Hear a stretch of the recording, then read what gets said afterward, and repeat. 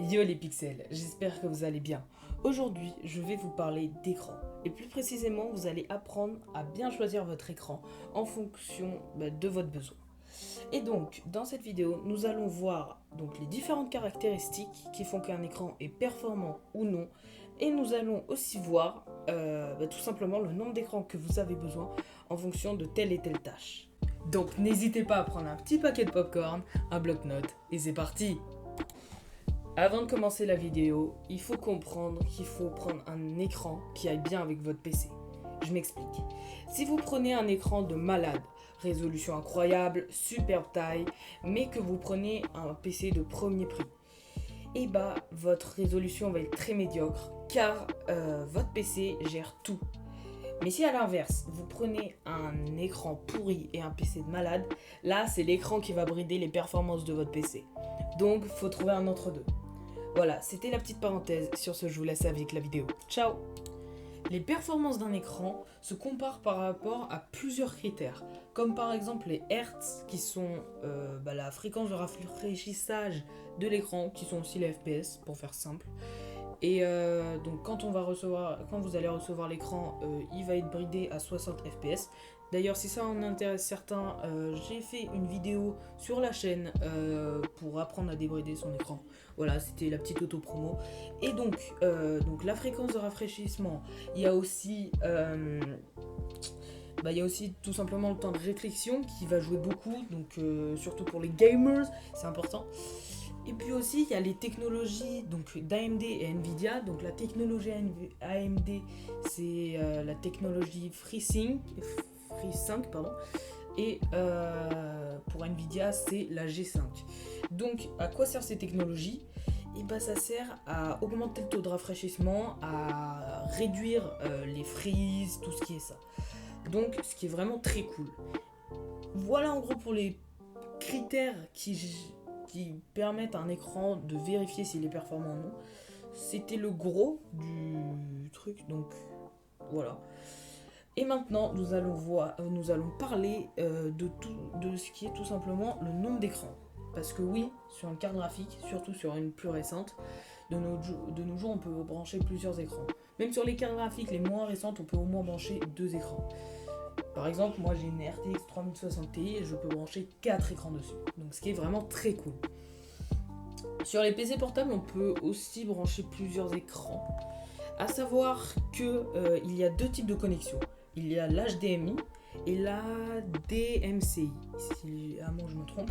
Et donc la DMCI, il vaut mieux privilégier la DMCI plutôt que l'HDMI car ça va permettre d'avoir moins de perte de FPS. Donc voilà, ça c'était la petite info bonus. Et maintenant nous allons passer au nombre d'écrans, donc de vrais. Voilà. Et donc, si vous voulez faire du jeu vidéo gaming, vous avez besoin d'un seul écran. À moins que vous vouliez que votre chambre devienne tout simplement un jeu. Mais un écran fait très bien le taf, comme pour faire du bureau et regarder de temps en temps Netflix. Voilà, donc un écran suffit largement pour faire du streaming. Il est recommandé d'avoir tout simplement 2 écrans. Un écran où il y a le jeu dessus et un écran où il y a autre chose comme par exemple OBS pour gérer le chat.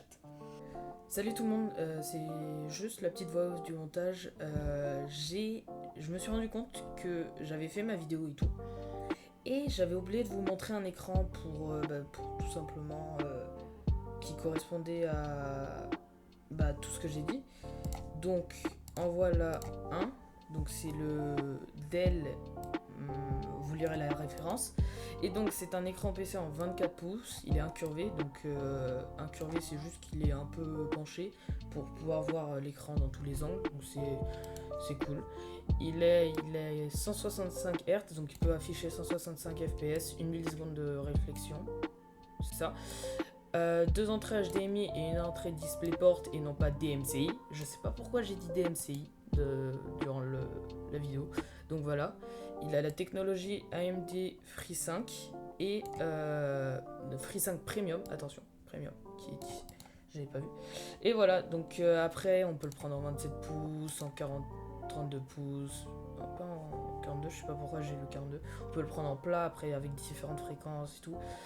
Mais donc voilà, c'était juste pour vous montrer un écran. Donc je vous le recommande parce que c'est l'écran que j'utilise actuellement pour voir mon jeu. Il m'a jamais posé un problème. On peut poser une caméra dessus. Voilà, il est vraiment très cool. Il a une entrée micro. Il n'a pas d'haut-parleur.